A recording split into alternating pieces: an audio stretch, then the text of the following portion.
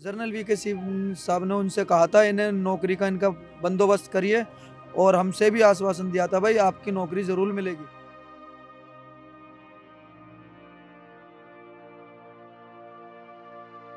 गाड़ी में भी कई सारे छाटे मारे थाने तक।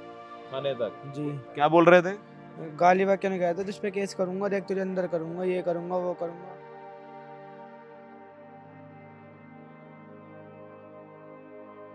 692 पे हमारी कॉलोनी का नंबर है और यहाँ पर स्कूल भी है और डिस्पेंसरी भी है और पानी की लाइन भी है, लाइट भी है, सब कुछ है। और ये सारी चीज़ें देखने के बाद ही मैंने ये प्लॉट लिया था।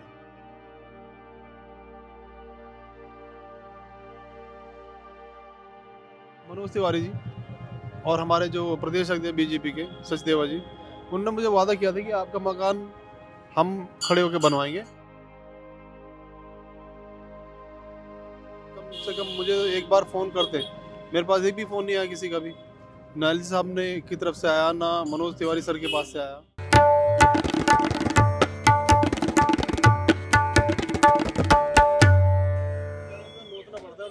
नमस्कार, द रेड माइक में आपका स्वागत है।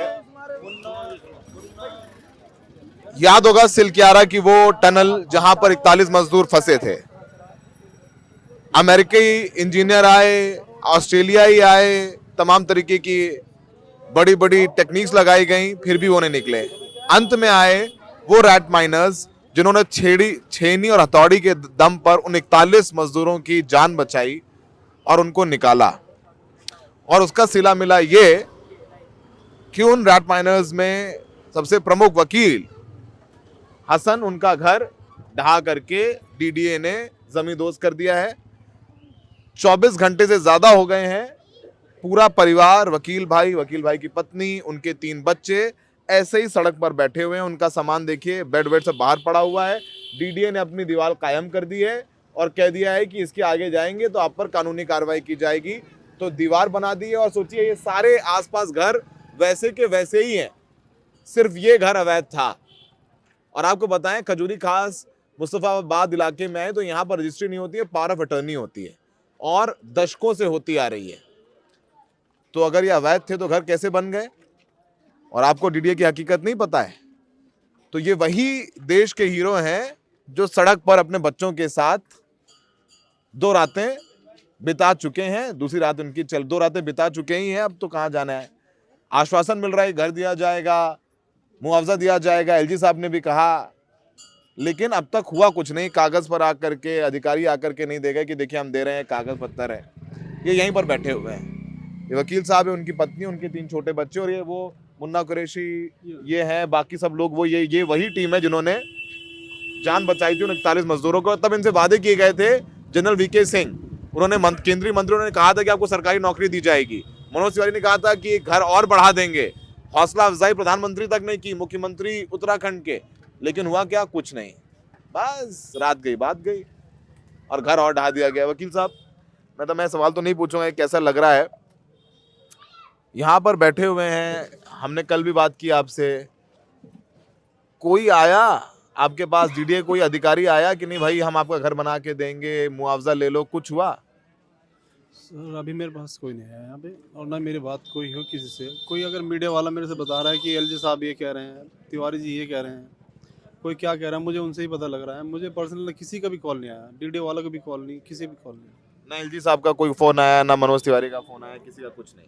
नहीं सर, किसी का भी कॉल नहीं आया। और मुझे यूं ही मैं इस स्थिति में रहता हूँ कि आप लोग तो कह रहे हैं, शायद वे मेरे तक मुझसे बात ही नहीं करना चाह रहे हैं। ऐसा क्यों? इसका क्या जवाब दूँ? आप पूरे मीडिया में ही इस चीज़ का आया हुआ है। कम से कम मुझे एक बार फ़ोन करते, मेरे पास एक भी फ़ोन नहीं आया किसी का भी, ना एलजी साहब ने की तरफ से आया, ना मनोज तिवारी सर के पास से आया, ना किसी के पास से आया।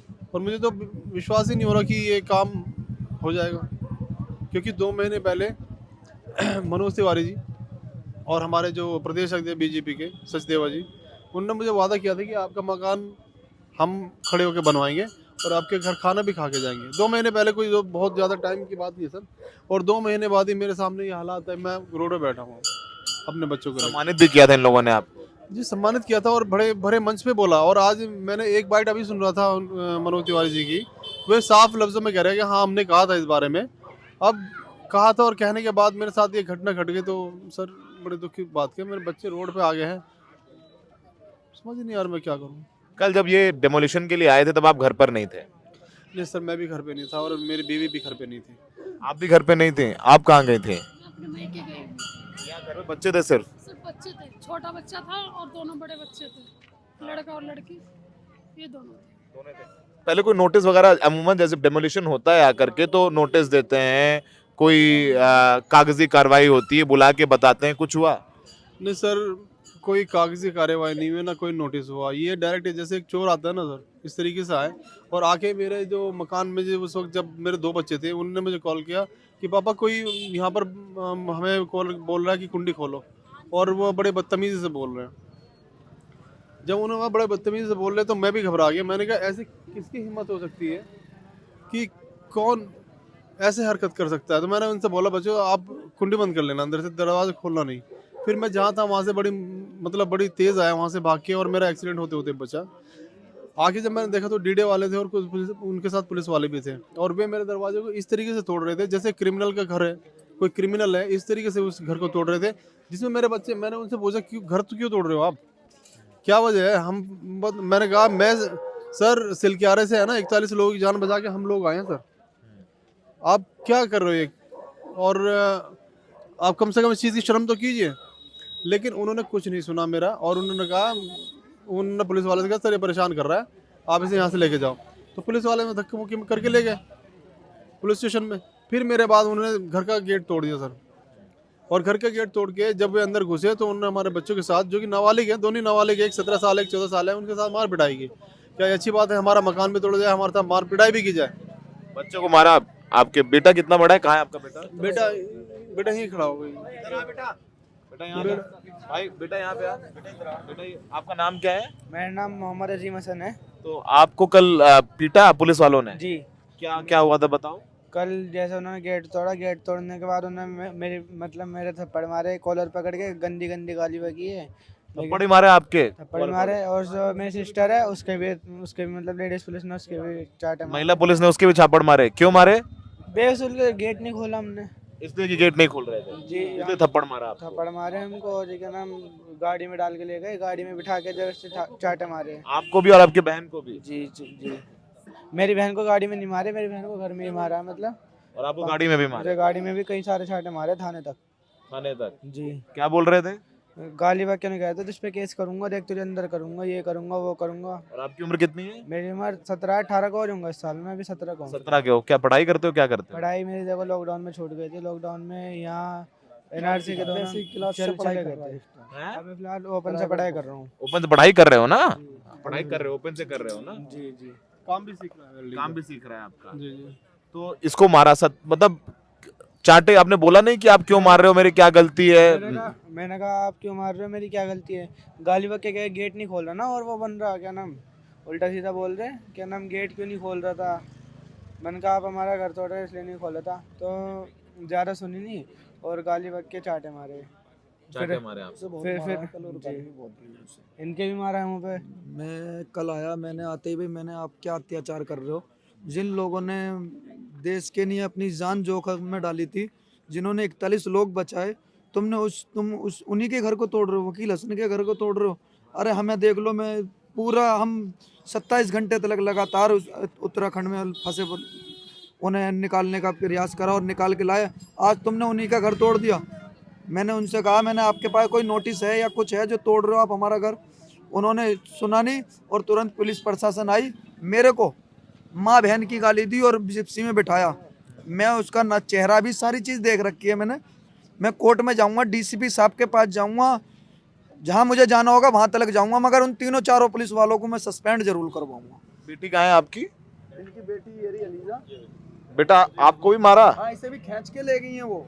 हाँ जी, मुझे भी उन्होंने हिट किया था। जैसे जब उन्होंने दरवाज़ा तोड़ के वे अंदर आ गए थे, तो अंदर आते के साथ ही उन्होंने मेरे भैया के बहुत मारा, और मेरी उस वक्त सांस लग गई थी, तो मैं अंदर चली गई थी, मम्मा का कॉल आ रहा था, तो उस वक्त मुझे वहाँ पे लेडीज़ पुलिस ने भी मारा था और कहते रुक जा तुझे तो बताएंगे हम। और पुलिस ने मारा आपको? थप्पड़ मारे? जी, और वहाँ पे जाने के कार में मुझसे बोल रहे थे रुक जा तुझे तो बताएंगे हम, और वहाँ पे जाने के बाद जब शाम हो गई तो मम्मा भी थी वहाँ पे, कुछ रिलेटिव्स भी थे, तो उनसे मैंने कहा आपने मुझे मारा था। कहने लगी कि हाँ आपके पास में कोई सबूत है कि हमने आपको मारा? तेरे पास कोई सबूत नहीं है कि मैंने तेरे मारा है, तो कुछ नहीं कर सकती, किसी ने देखा नहीं मैंने तेरे मारा है। बच्चे क्या उम्र है आपकी? मेरी 15 ईयर्स है। क्या करते हो आप? मैं स्टडी करती हूँ और बच्चों को फ्री में पढ़ाती थी। बच्चों को पढ़ाते भी हो, स्टडी भी? कौन सी क्लास में पढ़ते हो आप? मैं 10th क्लास में। ये आपके 40 बच्चे पढ़ रहे थे यहाँ पे, पढ़ाती है बच्ची यहाँ पे, 40-39 बच्चे पढ़ाती थी इसी घर में। सब गरीब घर के बच्चे हो? हाँ, सब फ्री में पढ़ाती थी, कोई वो पैसे भी नहीं, सब बच्चों को फ्री में पढ़ाती थी। और वो बच्चे कल पढ़ने भी आए थे मगर उन्हें दिखा घर टूटा हुआ तो वो सब वापस गए। तो ये हकीकत है। अच्छा, आपको वकील साहब जब आप लोगों ने निकाला तो आप लोगों को कुछ आश्वासन मिले थे? जनरल वीके सिंह ने क्या आश्वासन दिया था उस वक्त? वो पूरा, क्योंकि जो सिलक्यारा टनल में रेस्क्यू ऑपरेशन चल रहा था उसको सुपरवाइज कर रहे थे, क्या वादा किया था? सर उन्होंने हमसे वादा किया था कि हर किसी को जॉब दी जाएगी और हमें जो है जिसके पास मकान नहीं है, उनके मकान का प्रबंध किया जाएगा। लेकिन अब तो 2 महीने में तो अगर हम फ़ोन किसी को कर भी रहे तो हमें पहचान भी नहीं रहे कि कौन रेड माइनर तो जान रहे हैं आज भी, लेकिन काम नहीं याद है कि हमने क्या वादा किया था क्या नहीं किया था। कोई पूछ नहीं। उत्तराखंड सरकार ने भी कुछ प्रॉमिस किए थे आप लोगों को? जनरल वीके साहब ने वहाँ पे, यहाँ पे मुस्लिम कल्चर है वहाँ पे सेंटर, वहाँ पे इस्लामिक कल्चर सेंटर है, वहाँ पे हम गए थे, उधर बैठे भी थे। जनरल वीके सिंह भी आए थे और भैया वो कौन है जो दफ्तर गए थे हम, क्या नाम है उनका, हसनैन साहब भी थे। जनरल वीके साहब ने उनसे कहा था इन्हें नौकरी का इनका बंदोबस्त करिए, और हमसे भी आश्वासन दिया था भाई आपकी नौकरी ज़रूर मिलेगी। ना तो हमें नौकरी का पता ना किसी चीज़ का पता, और हमें नौकरी का अफसोस और किसी चीज़ का अफसोस नहीं है। हमारे साथ ये सबसे बड़ी नौकरी तो ये दे दी, घर तोड़ दिया हमारा। वकील साहब ये बताइए कि ये जो पूरा इलाका है, मैं काफ़ी सालों से यहाँ काम, मतलब दिल्ली में ही हूँ, हम रिपोर्टिंग भी करते आ रहे हैं। यहाँ रजिस्ट्री तो होती नहीं, पावर ऑफ अटर्नी होती है। ये आपने तो कब लिया था ये घर? सर मैं आपको बताऊं, ये हमारा जो है 1071 कॉलोनी जो अनऑथराइज बोली जाती है दिल्ली में, रेगुलाइज बोली जाती है, उसमें 692 पे हमारी कॉलोनी का नंबर है। और यहाँ पर स्कूल भी है और डिस्पेंसरी भी है और पानी की लाइन भी है, लाइट भी है, सब कुछ है। और ये सारी चीज़ें देखने के बाद ही मैंने ये प्लॉट लिया था। ये मैंने प्लॉट 2011-12 इसी इसमें लिया था मैंने इस प्लॉट को। ये सब चीज़ें देखने के बाद में कि जब यहाँ सब चीज़ें उपलब्ध है तो कोई दिक्कत वाली बात नहीं है। आज वही जो मतलब पूरी कॉलोनी एक जैसी है, रेगुलाइज का तो सर्टिफिकेट मिला हुआ है, तो यही टुकड़ा कैसे वो हो जाता है? मतलब आसपास सारे घर बने हुए आपको नजर आएंगे। देखिए बड़ी बड़ी 2-2, 3 मंजिल, 3 मंजिल, 4 मंजिल आपको नजर आएंगे, लेकिन अनऑथराइज सिर्फ एक घर था, वो भी वकील हसन साहब का, जो कि देश के हीरो हैं। जी सर बिल्कुल, मुझे पता नहीं क्यों टारगेट कर रहे हैं लोग। मैंने कुछ ऐसा, मैं बताऊँ, मैं तो बड़ा शांतिप्रिय आदमी हूँ, ना तो मैं किसी से लड़ता, ना मैं झगड़ता, ना मैं किसी कंप्लेंट, बल्कि मैं पड़ोसियों के साथ इतना अच्छा हूँ कि मैं हर पड़ोसी के लिए खड़ा होता हूँ। हर वक्त पे मैं जो भी कर सकता हूँ उनके लिए करने की कोशिश करता हूँ। तो अब आप सरकार कह रही है मदद करेंगे, एलजी साहब ने कहा है कि मदद करेंगे, घर देंगे, पर वो आपके पास तक पहुंचा नहीं है, सिर्फ वो मीडिया में बयानबाजी है। अभी ना कागज में पहुंचा, ना आपको किसी ने फोन किया। आप कब तक ऐसे यहाँ सड़क पर रहेंगे? सर जब तक मुझे है ना संतुष्टिपूर्वक मुझे आश्वासन या मुझे लिखित में प्रमाण नहीं मिल जाता, मैं तब तक यहीं पड़ रहा हूँ सर, तब तक यहीं पड़े रहेंगे। जी मैं यहीं पड़ रहा हूँ। क्योंकि ये बातें तो बोल देते हैं मगर करते नहीं है काम को। क्योंकि पहले हो चुका है, नौकरी देने का वादा किया जनरल वीके सिंह ने, देख लो, और मनोज तिवारी साहब ने इनके घर को बनाने का वादा किया था, बोल रहे थे नहीं टूटेगा, वो टूट गया उनके वादे अनुसार। और फोन भी, कल फोन मिलाया गया, इन्होंने पूरी शाम तक फोन मिलाया, उन्होंने फोन का कोई जवाब नहीं दिया।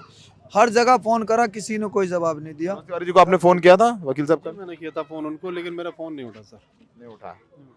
उनका कोई व्यक्ति आपसे मिला करके उन्होंने बोला, आप किसी को भेजा आपके पास? नहीं कोई मिला और नहीं किसी ने को भेजा मेरे पास अब तक। मैं ये सोच के तो शौक हूँ, इतनी बड़ी बड़ी घोषणाएं हो रही है और कोई भी मेरे से आके एक बार ये नहीं मिल रहा।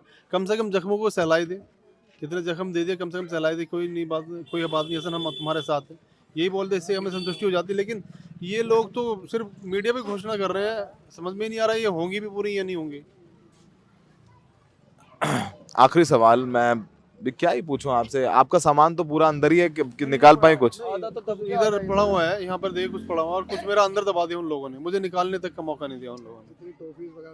जो ट्रॉफी वगैरह मेरे सब अंदर है, जो आपको इनाम मिला अभी, सब सारे ट्रॉफीज अंदर थी, सारा इनाम जो आपका सम्मान जो है सारा दब गया। सब दबा दिया इन्होंने, सम्मान क्या कर रहे हैं सर, मिट्टी में बिल्कुल सही बोल अपने रहे हैं। हाथ से दिया, अपने हाथ से मिला दिया मट्टी में। जो मुझे जैसे सम्मान मैंने मिला, आज दिया और आज ही मेरे सामान मैंने इनका मिला दिया, जो वही वाला सम्मान हिसाब मिले इन्होंने मुझे, करा जो हमारे सम्मान साथ। मिला वो सब वाकई इन लोगों के कथन में सब मिट्टी में ला दिया इन लोगों ने, मेरा वो उसके नीचे दबा दिया।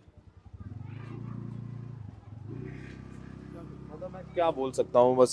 मेरे घर में वो टॉफी इतनी सारी रखी है मेरी, मुझे तो देख देख के भी अफसोस होता है, हमें दी है ये। मुझे तो नहीं लगता, आज मुझे अफसोस होता है इस मकान को देख के। मैंने कल को, मेरे तो किराए का 8/10 का, कि उसका क्या तोड़ेंगे। मैं सोचता हूँ ये उसे भी मिट्टी में ना मिला दें, क्योंकि इनका देना ना देना एक जैसा ही है। जब अच्छा हो जाए तो सब आकर के पीठ थपथपा दें, वादा घोषणा बस भाषण है, वादे हैं उनके, वही इरादे हैं। खैर बहरहाल आपने सुन लिया, ये सौरभ शुक्ला नहीं कह रहे हैं, ये हसन साहब कह रहे हैं। लोग देखा सोशल मीडिया पे उल्टी सीधी बातें लिखते हैं, लिखते रहें। बहरहाल ये लोग हैं, इन्होंने 41 लोगों की जान बचाई, इनसे वादे किए गए, जो कहा गया वो अब तक पूरा नहीं हुआ, और पूरा नहीं हुआ और इनका घर और ढहा दिया गया, घर ढहा दिया गया। उसके बाद जब इतनी खबर आ गई, मीडिया में बयानबाजी कर रहे हैं, एलजी साहब का ही बयान आया है, मनोज तिवारी भी कह रहे हैं, पर अब तक आकर के वकील साहब को नहीं मिला। वकील साहब कह रहे हैं कि अरे चलो हो गया, आके हमारे हाथ तो रख देते, जो मेडल ट्रॉफी जिन हाथों से दी कि आपने इतना बहादुरी का काम किया है, उन्हीं हाथों से एक बार कंधे पर हाथ रख देते, मरहम लग जाता। जख्म तो नहीं भरते लेकिन मरहम लग जाता। वो मरहम भी नहीं लगा आकर के। सोचिए कि कितने छोटे बच्चे हैं, बच्चों का कहना है कि उनको पीटा गया। खैर बहरहाल जनता को तय करना है, लोगों को तय करना है, और वकील हसन साहब को जरूरत है आपकी, आपकी दुआओं की, और वो भरोसा भी चाहिए इन्हें कि हम अपनी जान जोखिम में डालकर 27 घंटे बिना कुछ खाए पिए, जो मिला अंदर गए, बाहर नहीं आए, कि जुनून था कि 41 लोगों को बचाना है।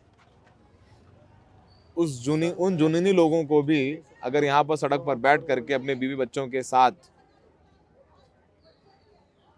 संदेश देना पड़े, सोचिए कि हम कहाँ जा रहे हैं। फिलहाल हमने कोशिश की कि वकील भाई, मुन्ना भाई और तमाम लोगों की कहानी आप तक पहुंचाएं, इनकी की ज़बानी वो हमने पहुंचा दी। बाकी आप देख लीजिए, बेड वेड पड़े हुए हैं, इनका सामान, बाल्टी, गठरी, जो गद्दा निकाल पाए। बाकी जो ट्रॉफीज भी मिली इनको, इनाम सम्मान मिला, वो भी मलबे में दब के चकनाचूर हो चुका मिट्टी में। सहयोगी शाहीन के साथ सौरभ शुक्ला, द रेड में।